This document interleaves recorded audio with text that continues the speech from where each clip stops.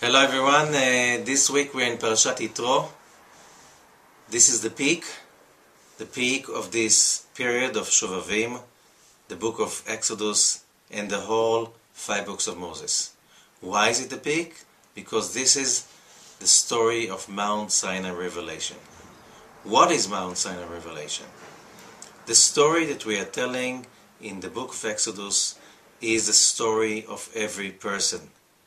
It's the story of redemption, starting with total slavery to materialism, slavery to fear, slavery to any different aspect of slavery that a human being can be a slave to. It's all there, and that's called by the name Egypt, Mitzrayim, the narrow place. And then you go step by step out of that slavery. You learn how to reach freedom, but that's step by step.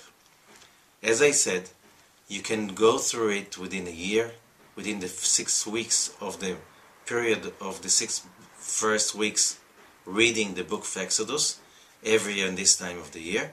You can go through it in your lifetime or many, many lifetimes. But every human being is destined to go through this road, which is you starting as a slave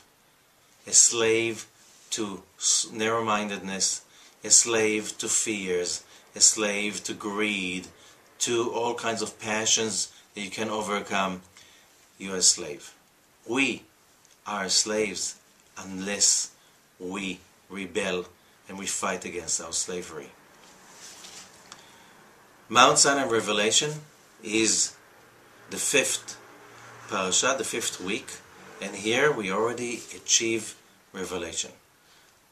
Rabbi Ashlag, the founder of the modern Kabbalah movement in the 20th century, is asking, why did the Israelites receive the Torah? What's so special about it? And he says they had to reach a place of total openness to accept the idea of loving your fellow human being as you love yourself.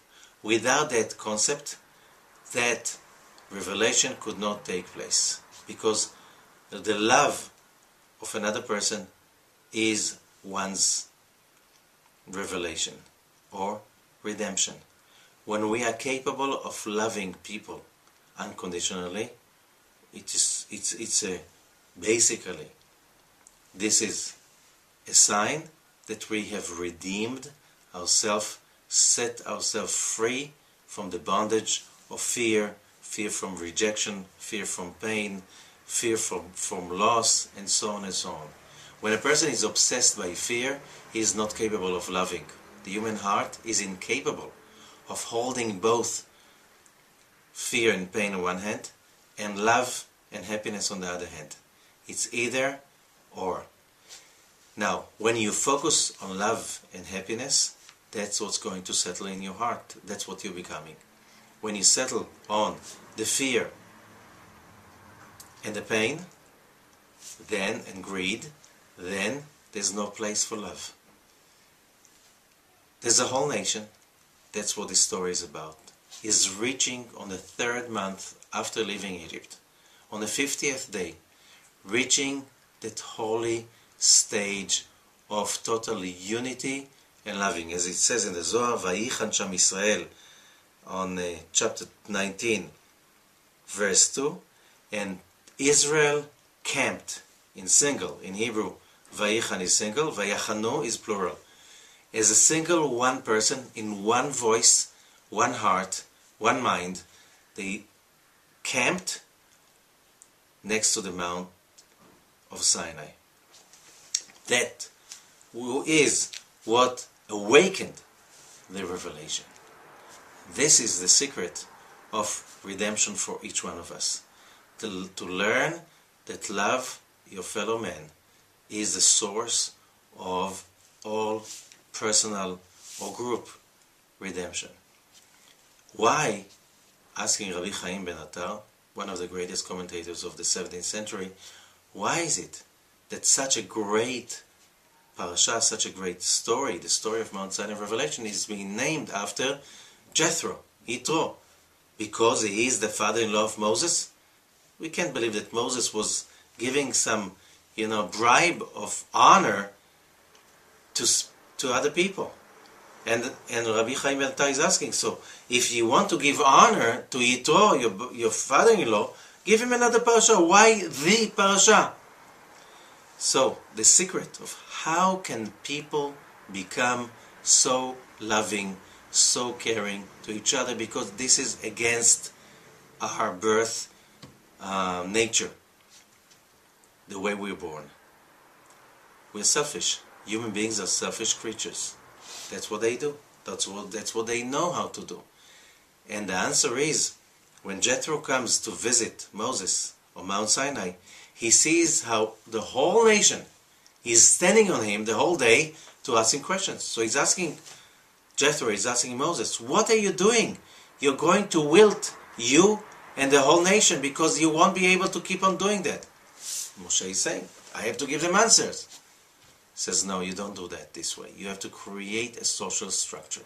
You have to divide them into groups of 10 and 10 of 10s and so on. You're going to have a leader for every group, and every leader, few leaders have another leader, and every few leaders of these have another leader, till you, the leader of the nation. When you are surrounded by people that have total commitment to be there for you, when you fall, when you're miserable, and when you're high, when you think you're invincible, and they can put you on the tracks, it's invaluable, because that will keep you going forward. The other one, looking for all the treasures, counting your money, this is nonsense. This is for fools, being busy with this little stuff, because when you're busy with love, you can reach out of yourself, and out of yourself you will meet the Creator by Himself.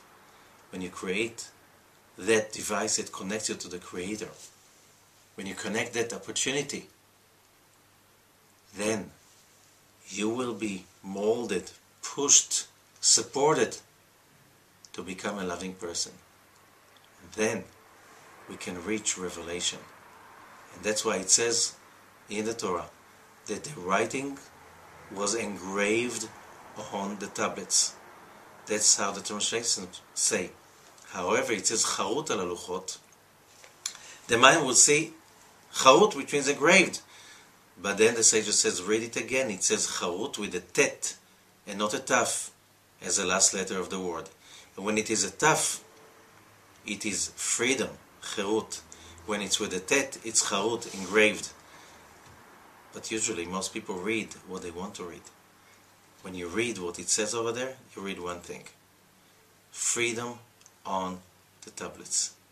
That Moses brought 10 utterances, 10 sayings, that they were the revelation of the 10 sephirot, the 10 forces that allow this universe to stand, that they were blocked by people's irresponsibility. We can do that. We can block it again. We can unblock it by revealing the light of loving and generosity. And that's going to be finally winning. How? You have to listen to the classes on the site. Thank you and have a great week. Live Kabbalah is a non-profit organization founded for the distribution of the wisdom of Kabbalah and its values. Learning the original principles of this wisdom can reconnect us with the true values of our society, including the belief in the dignity and freedom of man, democracy, and the freedom of speech.